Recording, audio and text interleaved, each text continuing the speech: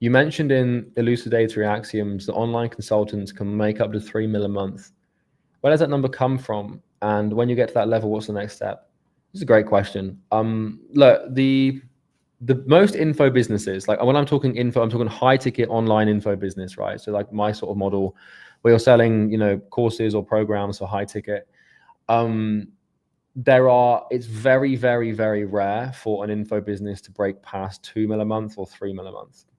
And honestly, I can probably count on maybe one hand how many people have actually done that. And the people that have done it and gone beyond that and sustained it either did it through scamming people or huge brands. So like, I'm not calling these guys scammers, but you've got Grant Cardone, you've got Tony Robbins, for example. These are guys that have consistently made multi-eight figures with info and beyond because of their huge brands. But then you get other people like Andrew Tate, for example, again, online consultant selling information beyond 3 mil a month, huge brand. It's kind of the only variable. Iman Gaji as well, huge brand, right? And so, the brand is a precursor to that happening. And it just so happens that info is one of the easiest ways to monetize a B2C brand. But in terms of people that have done it without brands, you've got your publishing.com guys, you've got Sam Evans with consultant.com, you've got Cole Gordon with closers.io. There's very few people, brand or no brand, that have taken the online consulting high ticket model beyond 3 mil a month. Once you get to that point, once you get to 2-3 mil a month, the scaling thing just becomes kind of obsolete because your margins just absolutely decimate themselves. Hormozy is another example, by the way, of scale.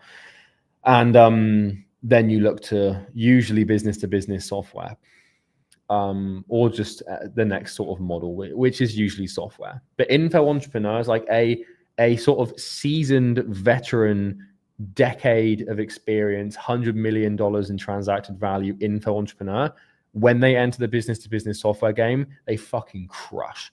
And the reason they crush is because the only way to get to multi-eight figures with info is to be one of the best marketers in the world.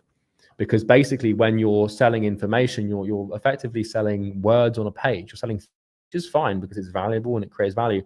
But you have to learn to sell courses in a market that's very hard to sell courses in. And so you have to be a fucking insane marketer. So when you go to business software, most business to business softwares or most softwares really struggle to grow because they lack marketing skills and because they lack sales skills. But the info game is all about marketing and sales.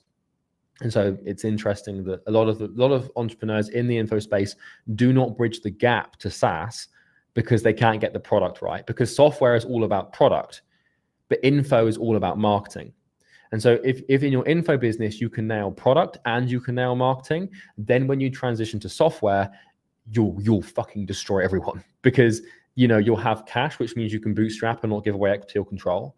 You'll have talent, which means you'll have sales managers, sales reps, appointment setters, marketing managers, media buyers, and connections that can basically help you do the marketing on the front end, and operations managers and everything. And then you also have attention. You're probably going to build a software into your niche.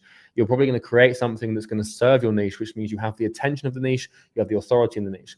A software is very easy to start and get to a 9-figure valuation if you have cash, attention, and talent. And building an info business to 8 or multi-8 figures requires you to basically have cash, attention, and talent. By virtue of getting there, you will have those 3 things. If you do it right and you don't end up scamming people and getting sued and just then end up starting some fucking podcast or getting trailed down by the FTC. So yeah, that's kind of the game. Primary example is Alex Becker. Got to 8 figures with info, thought, fuck this, it's not scalable, started Hyros, now he's worth like 100 mil. You can do that. Like it's the writing's on the wall.